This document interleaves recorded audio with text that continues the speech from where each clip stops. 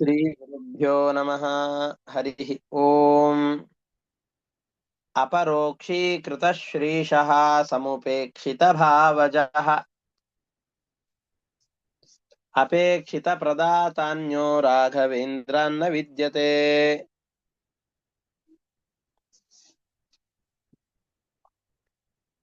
ಅಪರೋಕ್ಷೀಕೃತ ಶ್ರೀಶಃ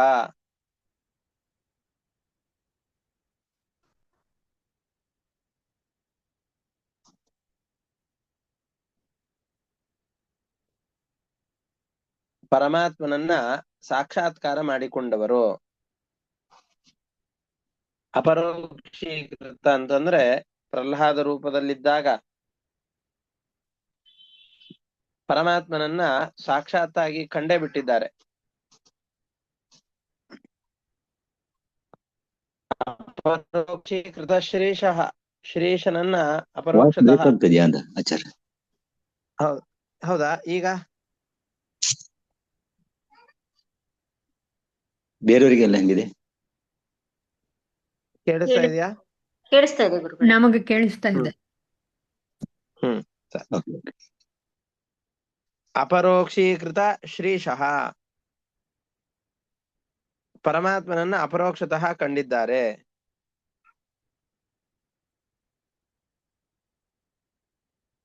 ಅಂದ್ರೆ ಸಾಧನೆಯ ಪೂರ್ತಿಯ ನಂತರದಲ್ಲಿ ಯಾವ ಪರಮಾತ್ಮನ ದರ್ಶನವಾಗತ್ತೋ ಅಂತಹ ದರ್ಶನವನ್ನು ಪಡೆದವರಾಗಿದ್ದಾರೆ. ಸಮುಪೇಕ್ಷಿತ ಭಾವಜಃ,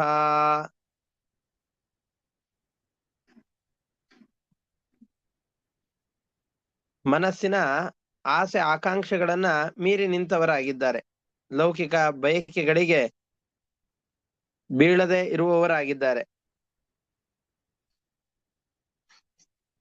ಅಷ್ಟೇ ಅಲ್ಲ, ಅಪೇಕ್ಷಿತ ಪ್ರದಾತ, ಭಕ್ತರು ಬಯಸಿದ ಎಲ್ಲ ಬೇಡಿಕೆಗಳನ್ನ ಪೂರೈಸುವವರು ಆಗಿದ್ದಾರೆ.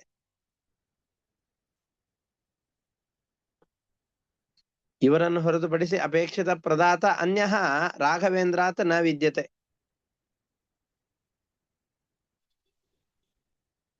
ಕೇಳಿಸ್ತಾ ಇಲ್ಲ ಗುರುಗಳೇ.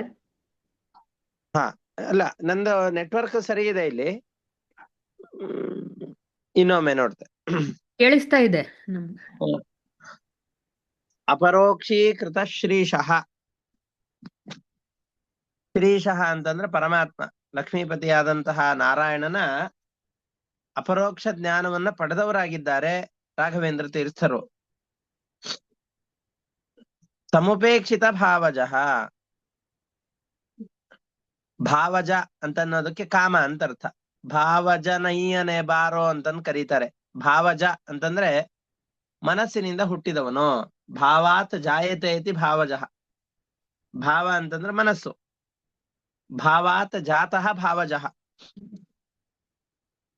ಪರಮಾತ್ಮನ ಮನಸ್ಸಿನಿಂದ ಹುಟ್ಟಿದವನು ಅಂತ ಅರ್ಥ. ಸಂ ಉಪೇಕ್ಷಿತ ಭಾವಜಃ ಅಂತಂದ್ರೆ ಆ ಕಾಮನನ್ನ ಉಪೇಕ್ಷೆ ಮಾಡಿದ್ದಾರೆ, ತಿರಸ್ಕಾರ ಮಾಡಿದ್ದಾರೆ, ಅಂದ್ರೆ ಕಾಮನನ್ನ ಗೆದ್ದಿದ್ದಾರೆ ಅಂತ ಅರ್ಥ. ಸಂ ಉಪೇಕ್ಷಿತ ಭಾವಜಃ, ಮನಸ್ಸಿನಲ್ಲಿರುವ ಕಾಮನೆಗಳನ್ನ ಗೆದ್ದಿದ್ದಾರೆ, ಕಾಮನ ಗೆದ್ದಿದ್ದಾರೆ ಅಂತ ಅರ್ಥ. ಕಾಮನೆಗಳನ್ನು ಗೆದ್ದಿದ್ದಾರೆ, ಪರಮಾತ್ಮನನ್ನ ಅಪರೋಕ್ಷೀಕರಿಸಿಕೊಂಡಿದ್ದಾರೆ, ಪರಮಾತ್ಮನನ್ನ ಸಾಕ್ಷಾತ್ತಾಗಿ ಕಂಡುಕೊಂಡಿದ್ದಾರೆ.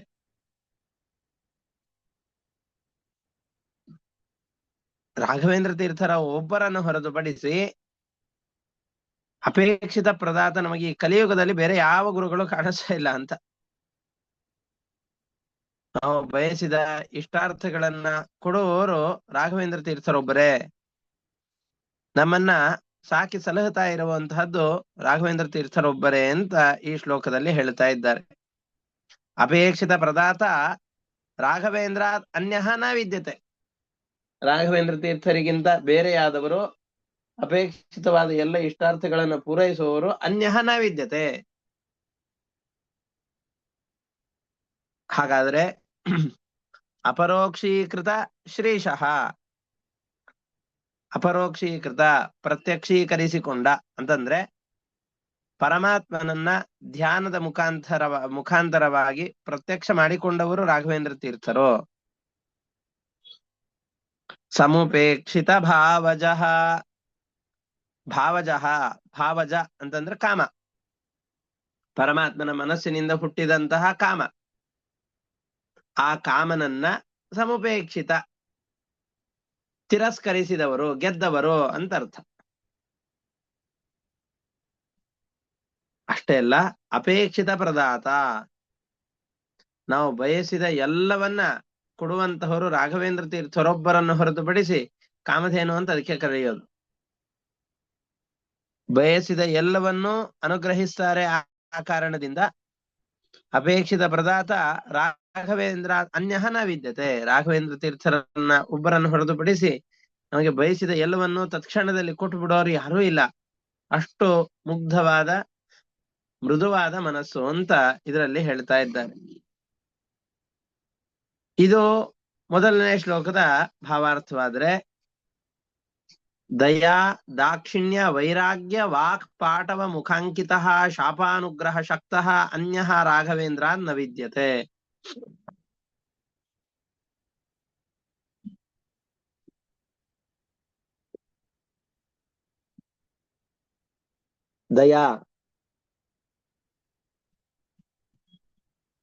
ದಯಾಗುಣ. ದಾಕ್ಷಿಣ್ಯ ಅಂತಂದ್ರೆ ಮತ್ತೊಬ್ಬರ ಬಳಿಯಲ್ಲಿ ಏನನ್ನಾದ್ರೂ ಬೇಡಬೇಕಾದ್ರೆ ಮನಸ್ಸು ಸಂಕೋಚವಾಗತ್ತಲ್ಲ, ಆ ದಾಕ್ಷಿಣ್ಯ. ಮತ್ತು ವಿರಕ್ತಿ.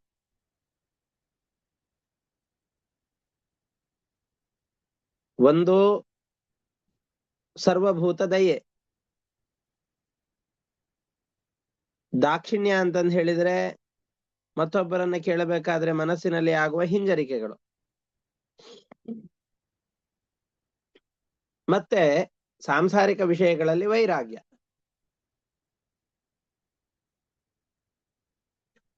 ಮತ್ತು ವಾಕ್ಪಾಟವ. ರಾಘವೇಂದ್ರ ತೀರ್ಥರ ಲಕ್ಷಣಗಳು ಅಂದ್ರೆ ಇವು.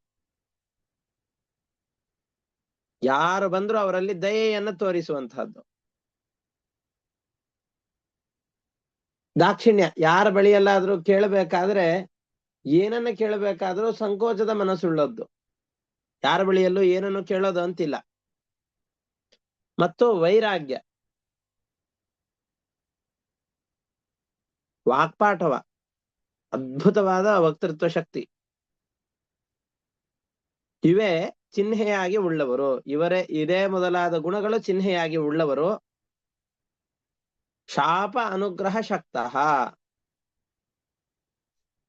ಯಾರಿಗಾದ್ರೂ ಏನಾದ್ರೂ ತೊಂದರೆ ಆಯ್ತು ಅಂತಂದ್ರೆ, ಏನಾದ್ರೂ ಶಾಪಗಳು ದೋಷಗಳು ಇವುಗಳಿತ್ತು ಅಂತಂದ್ರೆ ಅದರಿಂದ ಅನುಗ್ರಹ ಮಾಡ್ಲಿಕ್ಕೆ ಶಾಪಾದ್ ಅನುಗ್ರಹ ಶಕ್ತಃ.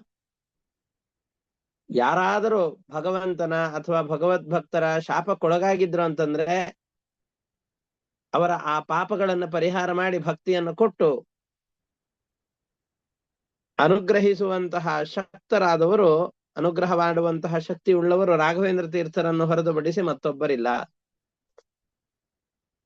ಇಲ್ಲಿ ಶಾಪಾನುಗ್ರಹ ಶಕ್ತಃ ಅನ್ನೋದಕ್ಕೆ ಶಾಪ ಶಕ್ತಃ ಅನುಗ್ರಹ ಶಕ್ತಃ, ಶಾಪವನ್ನು ಕೊಡ್ಲಿಕ್ಕೆ ಸಮರ್ಥರಾದವರು, ಅನುಗ್ರಹ ಮಾಡ್ಲಿಕ್ಕೆ ಸಮರ್ಥರಾದವರು ಅಂತ ಎರಡು ಅರ್ಥ ಮಾಡಬಹುದು. ಆದ್ರೆ ರಾಘವೇಂದ್ರ ತೀರ್ಥರು ಪ್ರಾಯಶಃ ಶಾಪವನ್ನು ಕೊಟ್ಟಿದ್ದು ಎಲ್ಲೂ ಅವರ ಜೀವನದಲ್ಲಿ ಕಂಡು ಬರೋದಿಲ್ಲ. ಅದಕ್ಕೆ ಶಾಪಾದ ಅನುಗ್ರಹ ಶಕ್ತಃ ಅನ್ನೋದೇ ಸ್ವರಸ ಅಂತ ಅನ್ಸುತ್ತೆ. ಶಾಪದಿಂದ ಅನುಗ್ರಹ ಮಾಡುವುದರಲ್ಲಿ ಸಮರ್ಥರಾದವರು, ಶಾಪವನ್ನ ಪರಿಹಾರ ಮಾಡೋದ್ರಲ್ಲಿ, ಇನ್ನೊಬ್ಬರಿಂದ ಉಂಟಾದಂತಹ ದೋಷಗಳನ್ನ ಪರಿಹಾರ ಮಾಡೋದ್ರಲ್ಲಿ ಸಮರ್ಥರಾದವರು ರಾಘವೇಂದ್ರ ತೀರ್ಥರು ಒಬ್ಬರೇ ಅಂತ ಹೇಳ್ತಾ ಇದ್ದಾರೆ. ದಯೆ, ದಾಕ್ಷಿಣ್ಯ ಮತ್ತು ಇನ್ನೊಬ್ಬರ ಬಳಿಯಲ್ಲಿ ಬೇಡುವಾಗ ಮನಸ್ಸಿನ ಸಂಕೋಚ ಭಾವ. ಅಂದ್ರೆ ಬೇಡಬೇಕಾದ್ರೆ ಸಂಕೋಚ, ಕೊಡುವಾಗ ಮನಸ್ಸಿನ ಹರವು, ವಿಸ್ತಾರವಾದ ಮನಸ್ಸು. ಮತ್ತು ದಯೆ, ಎಲ್ಲ ಭೂತಗಳಲ್ಲಿ ದಯೆ. ವಿರಕ್ತಿ ಮತ್ತು ಒಳ್ಳೆಯ ವಚನ ಶಕ್ತಿ. ಇವೇ ಚಿಹ್ನೆಯಾಗಿ ಉಳ್ಳವರು ಯಾರು ಅಂತಂದು ಹೇಳಿದ್ರೆ ರಾಘವೇಂದ್ರ ತೀರ್ಥರು. ಶಾಪದಿಂದ ಅನುಗ್ರಹಿಸುವಂತಹ ಮಹಾತ್ಮರು ರಾಘವೇಂದ್ರ ತೀರ್ಥರೊಬ್ಬರೇ ಅಂತ ಈ ಶ್ಲೋಕದಲ್ಲಿ ಹೇಳ್ತಾ ಇದ್ದಾರೆ. ಅಪರೋಕ್ಷೀಕೃತ ಶ್ರೀಶಃ ಸಮುಪೇಕ್ಷಿತ ಭಾವಜಃ. ಪರಮಾತ್ಮನನ್ನ ಸಾಕ್ಷಾತ್ಕರಿಸಿಕೊಂಡಿದ್ದಾರೆ, ಕಾಮನನ್ನ ಗೆದ್ದಿದ್ದಾರೆ. ಭಾವಜಃ ಅಂತಂದ್ರೆ ಕಾಮನನ್ನ ಸಮುಪೇಕ್ಷಿತ ಗೆದ್ದಿದ್ದಾರೆ. ಭಕ್ತರ ಅಪೇಕ್ಷಿತ ಪ್ರದಾತ, ಭಕ್ತರ ಅಪೇಕ್ಷಿತವಾದ ಎಲ್ಲ ಬೇಡಿಕೆಗಳನ್ನ ಅಥವಾ ಭಕ್ತರ ಎಲ್ಲ ಅಪೇಕ್ಷೆಗಳನ್ನ ಪೂರೈಸುವವರು. ರಾಘವೇಂದ್ರ ಅನ್ಯಃ ನ ವಿದ್ಯತೆ. ರಾಘವೇಂದ್ರ ತೀರ್ಥರೊಬ್ಬರನ್ನು ಹೊರತುಪಡಿಸಿ ನಮ್ಗೆ ಯಾರು ಕಾಣಸಿಗೋದಿಲ್ಲ ಈಗ ಈ ಮೂರು ಗುಣಗಳುಳ್ಳವರು. ದಯೆ, ದಾಕ್ಷಿಣ್ಯ, ವಿರಕ್ತಿ, ಒಳ್ಳೆ ವಚನ ಶಕ್ತಿ. ಈ ನಾಲ್ಕು ಇರುವವರು ಯಾರಿದ್ದಾರೋ ಅವರು ರಾಯರು ಅಂತ ಆ ಕಾಲದಲ್ಲಿ ಸುಲಭವಾಗಿ ಹೇಳ್ಬಿಡ್ಬೋದಾಗಿತ್ತು. ಇದ್ರಲ್ಲಿ ಒಂದೊಂದಿರೋದು ಕಷ್ಟ. ದಯೆ ಇದ್ದವನಿಗೆ ಮೂರಿರ್ಬೇಕು ಅಂತಿಲ್ಲ, ಮುಂದಿನ ಮೂರು. ವೈರಾಗ್ಯ ಇದ್ದವ್ರಿಗೆಲ್ಲ ದಯೆ ಇರಬೇಕು ಅಂತಿಲ್ಲ, ಮತ್ತು ಒಳ್ಳೆ ವಚನ ಶಕ್ತಿ ಇರಬೇಕು ಅಂತಿಲ್ಲ.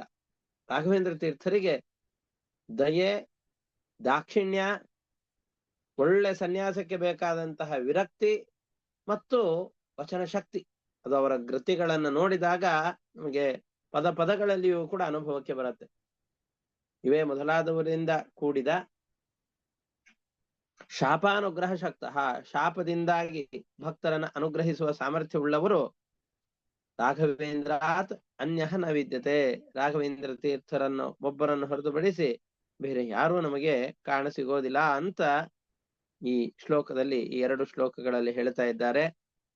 ಅಪರೋಕ್ಷೀಕೃತ ಶ್ರೀಶಃ ಸಮುಪೇಕ್ಷಿತ ಭಾವಜಃ ಅಪೇಕ್ಷಿತ ಪ್ರದಾತಾನ್ಯೋ ರಾಘವೇಂದ್ರಾನ್ನ ವಿದ್ಯತೆ. ದಯಾ ದಾಕ್ಷಿಣ್ಯ ವೈರಾಗ್ಯ ವಾಕ್ಪಾಟವ ಮುಖಾಂಕಿತಃ ಶಾಪಾನುಗ್ರಹ ಶಕ್ತೋನ್ಯೋ ರಾಘವೇಂದ್ರಾನ್ನ ವಿದ್ಯತೆ. ಹರಿ ಓಂ. ಶ್ರೀಕೃಷ್ಣಾರ್ಪಣಮಸ್ತು. ಇದರಲ್ಲಿ ಏನಾದರೂ ಸಂಶಯಗಳಿತ್ತು ಅಂದ್ರೆ ಕೇಳಬಹುದು, ಅವಕಾಶ ಇದೆ.